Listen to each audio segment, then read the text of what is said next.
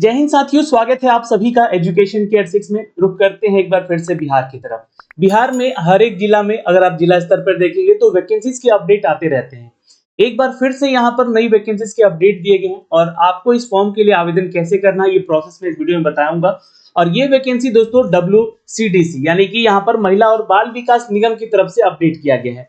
ये वैकेंसी को लेकर जो पद है यहाँ पे जो दिए गए हैं इनमें सहायक, data entry operator, multitasking staff जैसे कुछ अन्य ऐसे पोस्ट भी हैं जिसके लिए आप छात्र सभी यहां से आवेदन कर सकते हैं।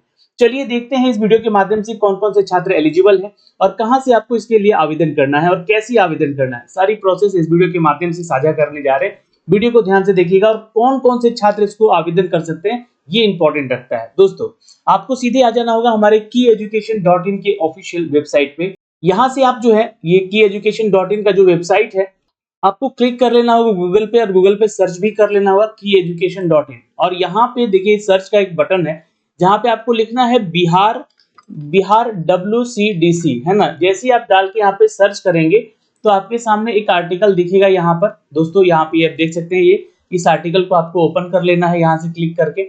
और यहाँ पे आप देखेंगे तो एक एक करके स्टेप बाय स्टेप सारी चीजों को यहाँ पे अपडेट भी किया गया है। ये वैकेंसी जो है आपको आवेदन करने की प्रक्रिया 7 अक्टूबर से शुरू कर दी गई है। और अगर आप लोग चाहते हैं इसके लिए आवेदन करना तो बिल्कुल इस आर्टिकल को थोड़ा सा प्रिंट आउट कर लीजिएगा यहाँ पे। और इसकी सारी डिटेल भी हमने आपको दिया है। 22 अक्टूबर तक लास्ट डेट है यहाँ पे आवेदन करने का और इसके लिए आप ऑनलाइन आवेदन कर सकते हैं। सारा डिटेल यहाँ से जानकारी दिया गया है। ऑफिशियल वेबसाइट का लिंक भी हमने नीचे दिया है। कुछ ऐसे पोस्ट हैं जिसके लिए आपको पढ़ाई की सीमा भी बताई गई है यानी कि एजुकेशन क्वालिफिकेशन क्या क्या होना चाहिए। कुछ ऐसे पोस्ट है जिसके लिए कि आपको आवेदन करना है यानी कि पद के नाम क्या क्या हैं ये जानकारी दी गई है। और यहाँ पे देखिएगा तो इन सब के बारे में जानकारी स्टेप बाय स्टेप दी गई है और एज कैलकुलेशन कहाँ से कहाँ करना। और देखिए कोई फीस चार्ज नहीं लिया जा रहा है तो ये ध्यान रखना, आपको कोई फीस चार्ज दिए बिना ही आज को आवेदन कर सकते हैं। एक आवेदन करने का तो प्रोसेस भी हमने यहाँ बताया है लेकिन इस वीडियो को थोड़ा ध्यान से देखिएगा तो सारा डिटेल दिखेगा। और यहाँ पे वो सारे लिंक है जहाँ से आप इसके नोटिफिकेशन PDF डाउनलोड कर सकते हैं या फिर आप जो है अप्लाई करने का लिंक पे क्लिक करके इसका ऑफिशियल वेबसाइट पे जा सकते हैं। तो इस वेबसाइट पे आ जाएंगे जैसे आप क्लिक करेंगे यहाँ पे और यहाँ पे वो प्रोसेस भी दिया गया है। देखिए फॉर्म भरने से पहले आपके पास ना 200 से लेकर 230 पिक्सल का फोटोग्राफ होना चाहिए जो कि 50 KB का होना चाहिए। और फोटो जो है आपका क्लियर होना चाहिए, ब्लरी नहीं होना चाहिए। सिग्नेचर का साइज 140x60 पिक्सल का होना चाहिए। अब यहाँ पे आवेदन करने के जो है ना 9 प्रोसेस दिए गए, 9 स्टेप दिए गए एक्चुअली। तो पहला प्रोसेस है कि आपको रजिस्ट्रेशन फॉर्म भरना है, दूसरा पर्सनल डिटेल भरना है, तीसरा में आपको एजुकेशनल क्वालिफिकेशन भरना है। एजुकेशन क्वालिफिकेशन जैसे कि आपका 10th से लेकर ग्रेजुएशन तक का जो भी क्वालिफिकेशन जिस पोस्ट के लिए होगा वहां तक आपको बताना होगा। अगर आपके पास एक्सपीरियंस डिटेल है तो जरूर बताइएगा। यहाँ पर रेफरेंस डिटेल भी बताना है। रेफरेंस डिटेल क्या होता है, जैसे कि मान लीजिए कि आप जिस प्रोफाइल पे जाना चाहते हैं या फिर उस विभाग में कोई पहले से कार्यरत है तो रेफरेंस के तौर पे जो है आपको अपना डिटेल बताना होगा। और खासकर जो आपको जो है डॉक्यूमेंट्स होंगे वो सारे अपलोड भी करने होंगे इसके साथ साथ उनका रेफरेंस वाला डॉक्यूमेंट। लैंग्वेज प्रोफिशिएंसी भी आपको यहाँ पे बतानी होगी, आपकी किस लैंग्वेज को आप जानते हैं। अपलोड फोटो और सिग्नेचर कर देना होगा, डॉक्यूमेंट को अपलोड कर देना होगा और फाइनली स्टेप को खत्म करके फाइनलाइज कर देना होगा। ये स्टेप है आपको आवेदन करने को लेकर। अब यहाँ पे जो है आपको आवेदन करना होगा तो इस बात का ध्यान रखिएगा। यहाँ पे आप यहाँ से डाउनलोड कर सकते हैं, अपना नोटिफिकेशन भी यहाँ से देख सकते हैं, है ना। ये सारे इंपॉर्टेंट अपडेट किए गए हैं यहाँ से। और यहाँ पे देखिएगा तो ये क्लिक हियर टू रजिस्टर का लिंक दिया गया है, आप यहाँ पे क्लिक कर लीजिएगा और आपको इस पेज पे ले आएगा जहाँ से आपका रजिस्ट्रेशन होगा। अब ये जो वैकेंसी निकाली गई है दोस्तों, इस नोटिफिकेशन को थोड़ा सा हम लोग पढ़ लेते हैं कि आखिर कहाँ से ये वैकेंसी किस जिले के लिए निकाली गई है। तो आपको बता दें कि ये जो है जिला hub for the empowerment of the women's योजना के अंतर्गत निकाली गई है।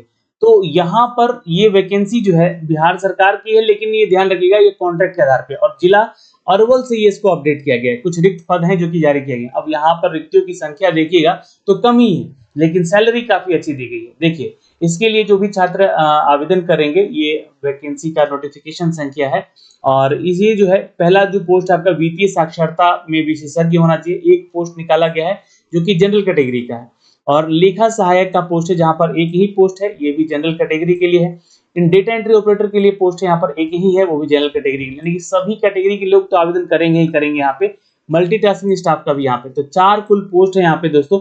लेकिन जो वित्तीय साक्षरता विशेषज्ञ हैं उनकी सैलरी 21,000 है। लेखा सहायक के लिए जो आवेदन करेंगे उनकी 16,000 सैलरी रखी गई है। डेटा एंट्री ऑपरेटर की जो आवेदन करेंगे उनको 13,500 की सैलरी रखी गई है। और मल्टी एमटीएस की जो वैकेंसी के लिए आवेदन करेंगे उनको 12,000 सैलरी अपडेट की गई है। और एज का लिमिटेशन जो है कैटेगरी वाइज आपको दिया गया है, तो ये ध्यान रखिएगा। आवेदन करना है आपको 7 अक्टूबर से लेकर 22 अक्टूबर के बीच में। ये ऑफिशियल वेबसाइट का लिंक दिया गया है आवेदन करने का और ये अपडेट किया गया है। ठीक है, अब आते हैं थोड़ा सा इसके हम लोग बारे में शैक्षणिक योग्यताओं के बारे में समझते हैं। तो वित्तीय साक्षरता में विशेषज्ञ यानी कि आपके पास योग्यता इकोनॉमी या वाणिज्य में होना चाहिए, स्नातकोत्तर यानी कि मास्टर डिग्री इसमें होना चाहिए। पहले जी एक्सपीरियंस मांगा गया है। वित्तीय साक्षरता या वित्तीय समावेशन केंद्रित विषयों में आपका सरकारी या गैर सरकारी संगठन में कम से कम 3 साल का वर्क एक्सपीरियंस होना चाहिए इस पोस्ट के लिए। इसलिए आपको यहाँ पे 21,000 की सैलरी अपडेट भी की गई है। लेखा सहायक यानी कि अकाउंटेंट का पोस्ट है दोस्तों यहाँ पे, तो सहायक का ये पोस्ट बीकॉम की डिग्री मांग रहा है और एक्सपीरियंस 3 साल का कम से कम सरकारी या गैर सरकारी आपका होना चाहिए। यहाँ पे देखिएगा तो 16,000 की सैलरी है। और डेटा एंट्री ऑपरेटर का जो है यहाँ पर जो आपका डिग्री है कंप्यूटर या आईटी से संबंधित होना चाहिए, स्नातक यानी बीसीए वगैरह किए हैं या बीटेक वगैरह किए हैं कंप्यूटर में, तो आवेदन कर सकते हैं। और डेटा प्रबंधन प्रक्रिया दस्तावेज जो है यहाँ पे आपका होना चाहिए, मतलब आपका एक्सपीरियंस जो है आपका डेटाबेस में होना चाहिए या फिर आपका जो है मैनेज डिटेल डॉक्यूमेंटेशन में होना चाहिए, वेब डेवलपिंग में होना चाहिए, रिपोर्टिंग करते समय ये सारी चीजें होनी चाहिए। 3 साल का एक्सपीरियंस यहाँ पे मांगा गया है। 13,500 की सैलरी होगी। मल्टी स्टाफ की वैकेंसी है दोस्तों यहाँ पे 10+2 के लिए, ध्यान रखिएगा 12,000 की सैलरी अपडेट की गई है। अब अभ्यर्थी जो है वो भारत का नागरिक होना चाहिए, ध्यान रखिएगा। एज लिमिटेशन की बात की गई है यहाँ पे, तो आपका आरक्षणवाद जो है आपका एज का लिमिटेशन होना चाहिए 18 से लेकर 21 साल, मतलब कि आपका न्यूनतम एज होना चाहिए। लेकिन मैक्सिमम एज की बात करी गई है तो 37 साल जनरल कैटेगरी के लिए। बात कैटेगरी वाइज है तो आप लोग देख सकते हैं 40 से 42 साल तक भी आप आवेदन कर सकते हैं। अनुभव की अवधि जो है यहाँ पे गणना की गई है और उसमें 3 साल का जो है एक्सपीरियंस मांगा गया है। और यहाँ पे देखिएगा तो ईपीएफ और ईएसआईसी जो है आपको सूचना देनी होगी इसके बारे में, आपके सैलरी के बारे में। संविदा के आधार पर यह नियुक्ति की प्रक्रिया है, मैंने आपको पहले ही बोला 15 दिनों का आपको नोटिस देना पड़ेगा जब आप जॉब छोड़ेंगे। लेकिन ये ध्यान रखेंगे जॉब ऐसे एकदम से आप नहीं छोड़ सकते। और जिसका कि नियोजन जिला जो है हब यहाँ पर for employment of the women के अधीन ही होगा। अब छात्र यहाँ सवाल पूछेंगे कि सर क्या हम महिला नहीं है तो आवेदन नहीं कर सकते? बिल्कुल कर सकते हैं यहाँ पे, है ना।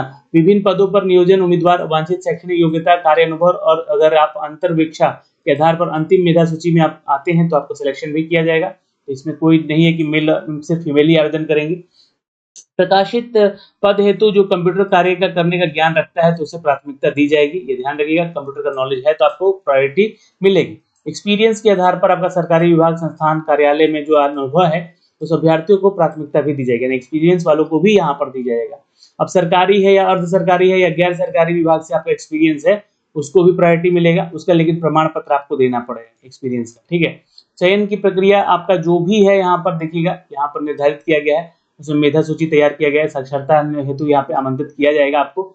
और ये ईमेल आईडी है दोस्तों, ये ईमेल आईडी जो कि जिला वेबसाइट पे भी दिया गया है।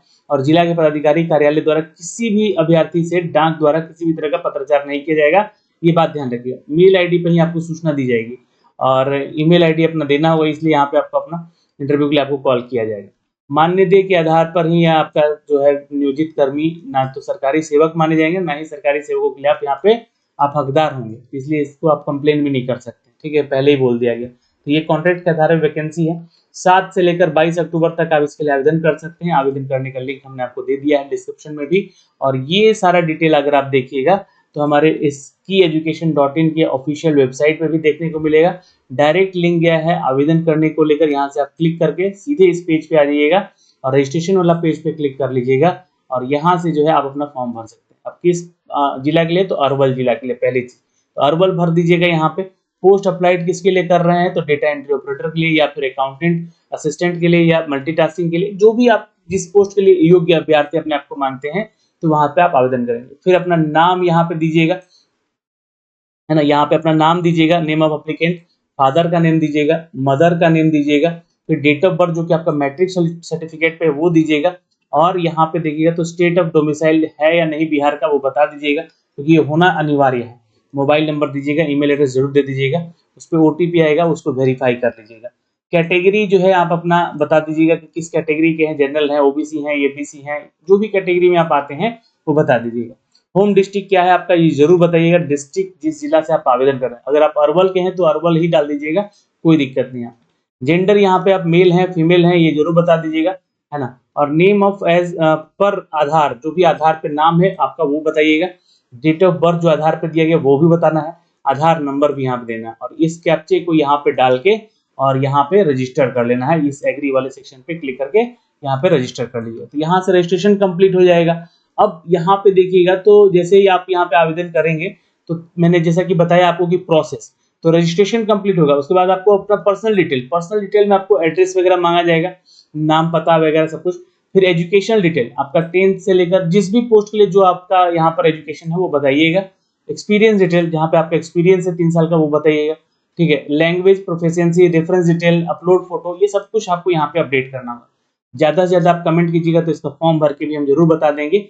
और कोई डाउट है तो आप इस पूरे आर्टिकल को पढ़िए, यहाँ पे kieducation.in पे जाके आप यहाँ पे सर्च कर लीजिएगा बिहार WCDC वैकेंसी, यहाँ पे डाल के सर्च कर लीजिएगा तो आपको ये आर्टिकल देखने को भी मिल जाएगा।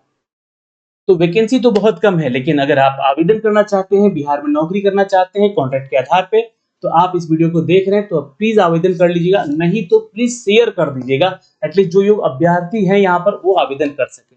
जय हिंद, फिर मिलेंगे एक नए अपडेट के साथ। कोई डाउट है तो कमेंट बॉक्स में कमेंट जरूर कीजिएगा।